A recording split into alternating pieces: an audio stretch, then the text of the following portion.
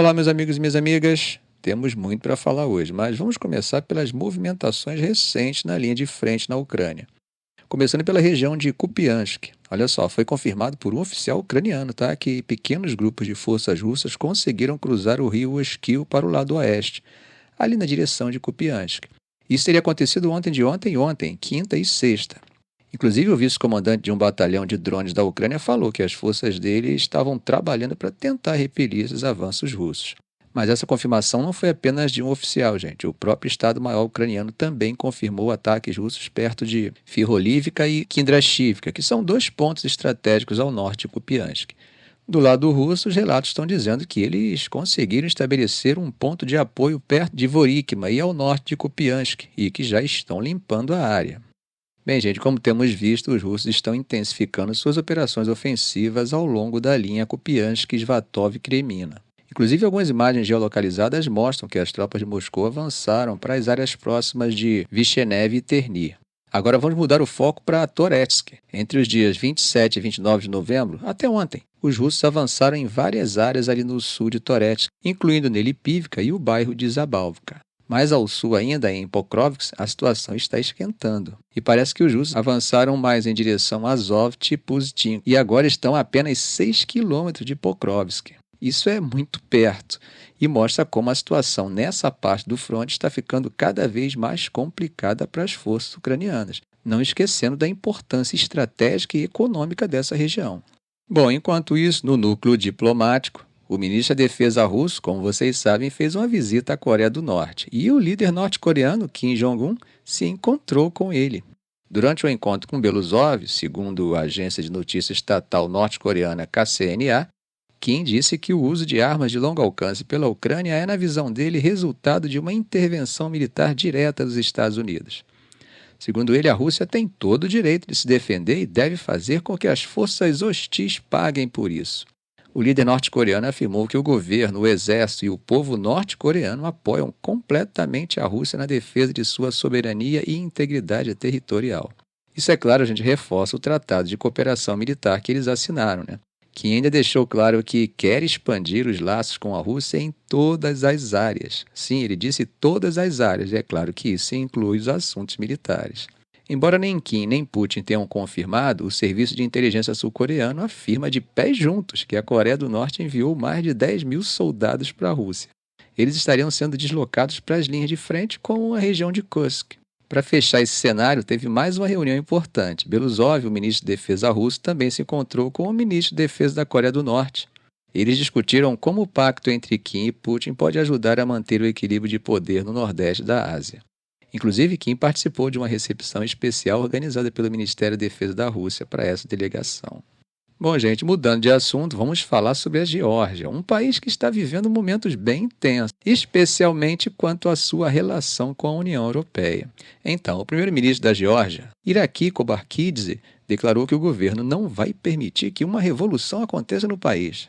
Mas por que ele disse isso? Bom, porque nos últimos dias, gente, houve muitos protestos contra a decisão repentina do governo de congelar o processo de adesão à União Europeia por, no mínimo, 4 anos. Isso pegou todo mundo de surpresa.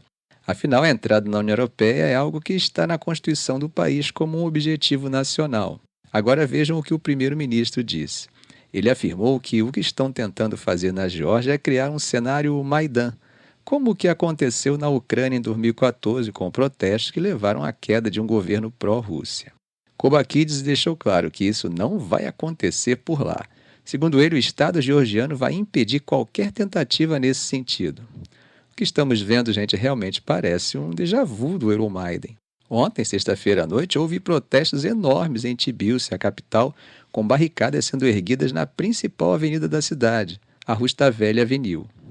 Os manifestantes, organizados e preparados para o confronto, lançaram fogos de artifício contra a polícia, que respondeu com gás lacrimogêneo e canhões de água.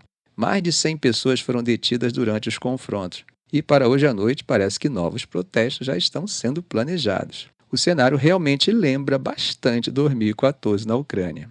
O partido no poder, o Georgian Dream, que é liderado por Bidzina Ivanishvili, percebemos posições cada vez mais alinhadas com a Rússia.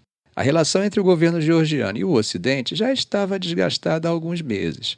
A União Europeia, por exemplo, criticou bastante algumas leis conservadoras recentes que eles aprovaram no país, como as que regulam agentes estrangeiros e limitam os direitos LGBT.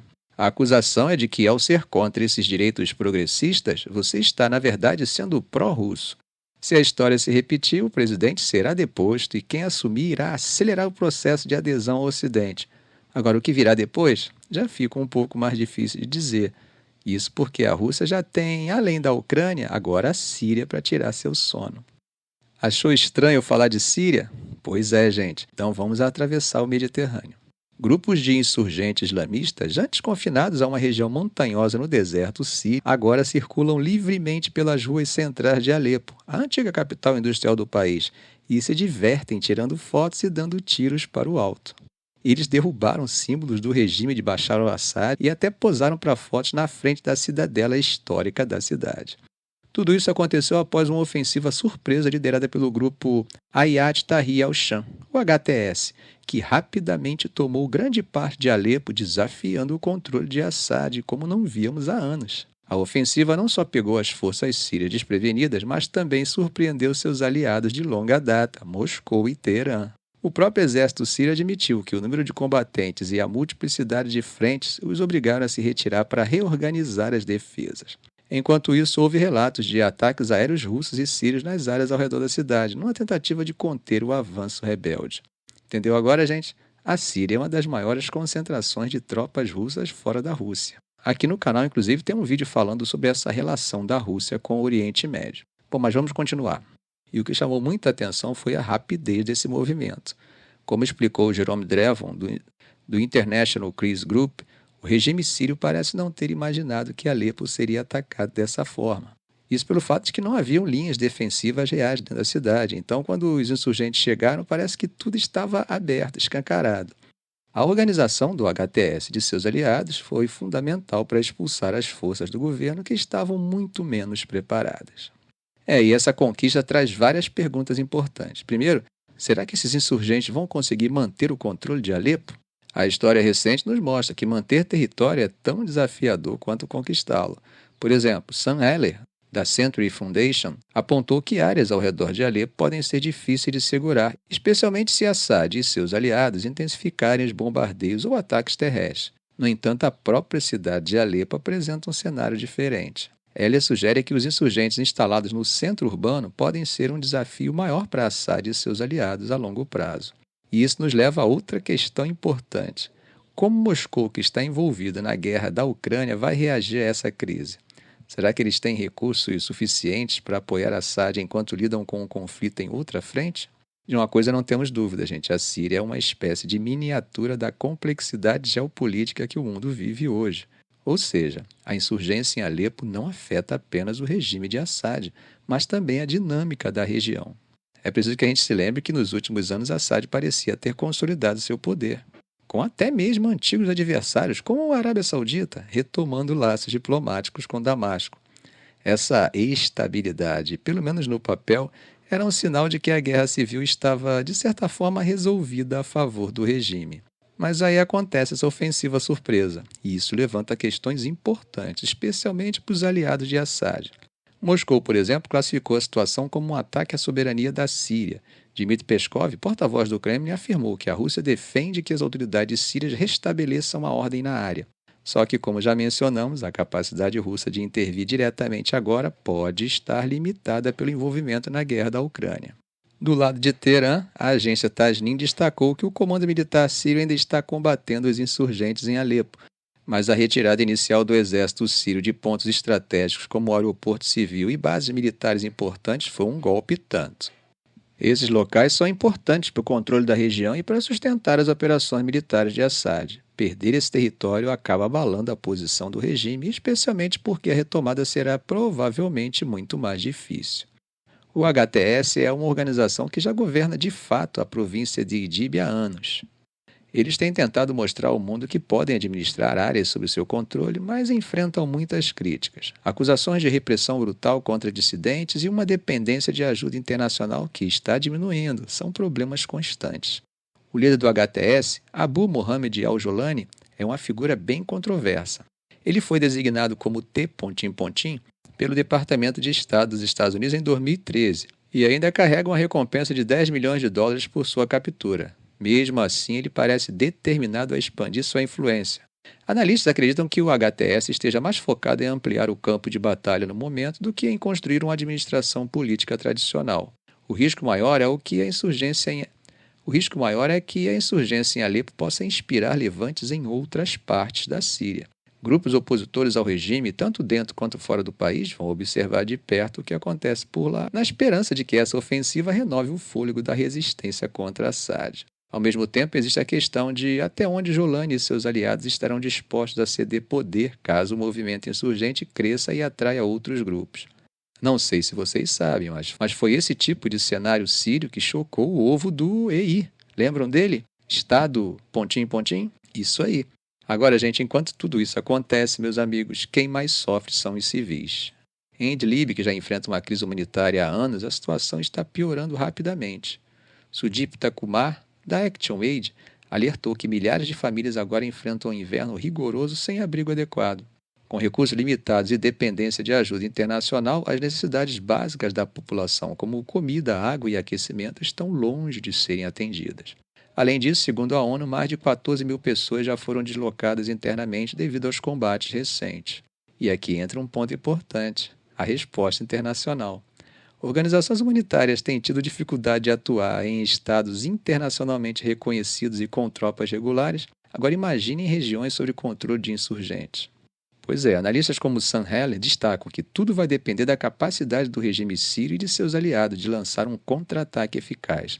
Mas, como já falamos, com a Rússia focada na Ucrânia, será que Moscou pode sustentar sua ajuda militar a Assad no mesmo nível de antes?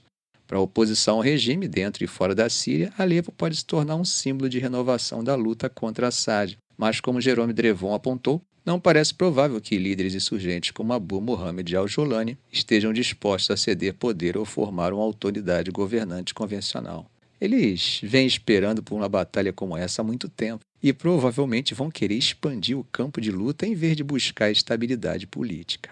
Os ministros das Relações Exteriores do Irã, Abbas Araqi, e da Rússia, Sergei Lavrov, discutiram a crise em uma ligação telefônica hoje, sábado. De acordo com a mídia estatal iraniana, Araqi afirmou que esses ataques insurgentes fazem parte de um suposto plano coordenado entre Israel e os Estados Unidos para desestabilizar a região. Do lado russo, o Ministério das Relações Exteriores emitiu um comunicado expressando extrema preocupação com a escalada da violência. Os dois lados destacaram a necessidade de intensificar esforços conjuntos para estabilizar a situação na Síria. Essa aliança entre Moscou e Teherã, que já foi importante para sustentar o regime de Assad em momentos críticos no passado, parece se fortalecer novamente diante dessa nova ofensiva. E por falar nisso, gente, nesse sábado, caças russos e sírios realizaram uma série de bombardeios na cidade. Além de Alepo, os bombardeios também atingiram povoados nos arredores, numa tentativa de conter os avanços desses grupos insurgentes. Segundo fontes militares sírias, os ataques foram intensificados desde quarta-feira, quando os rebeldes iniciaram essa varredura pela região. Ficamos por aqui. Se esse vídeo foi útil a você, faça um comentário, compartilhe em suas redes sociais, dê um like. E é claro, se ainda não for inscrito, inscreva-se no canal e ative o sininho para não perder os próximos vídeos. Ok, gente? Um grande abraço do professor Arão Alves.